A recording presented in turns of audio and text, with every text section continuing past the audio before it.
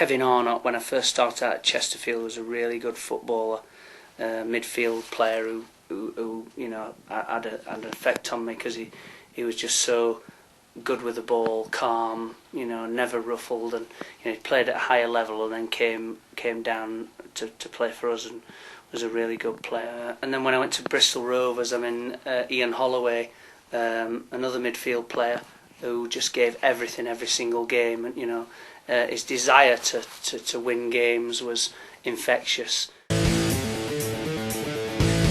Players like Terry Hurlock and Mickey Halsall, were just, you came off and you literally crawled off the pitch when you played against players like that, because they just physically used to dominate you. And for a young player, that was a great education for me, playing against players that strong and competitive.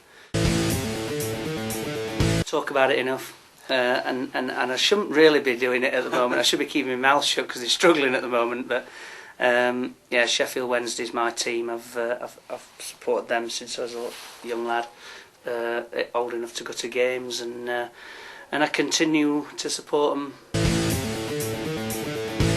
When I was younger, before I could go to games, I used to support, like everybody does now. Young kids now support their best players and best teams, of Arsenal's and Liverpool's and Man United. I was Leeds, and always used to be Peter Lorimer, because he had the hardest shot. Probably the one against Halifax at home. The ball was played down the left hand side, and Jimmy Smith picked it up. He says he deliberately played the ball into me, but I'm not sure whether he did. He never did anything like that deliberately. But no, he's knocked a ball into me arriving in the box, and it's just come nicely for me to just catch first time left foot, and I've caught it sweet as a nut, and it's gone in about waist height all the way, and it was a nice one. There's just so many, and there's so many you can choose from. Like you say, you talk about great players of all time, like Pele and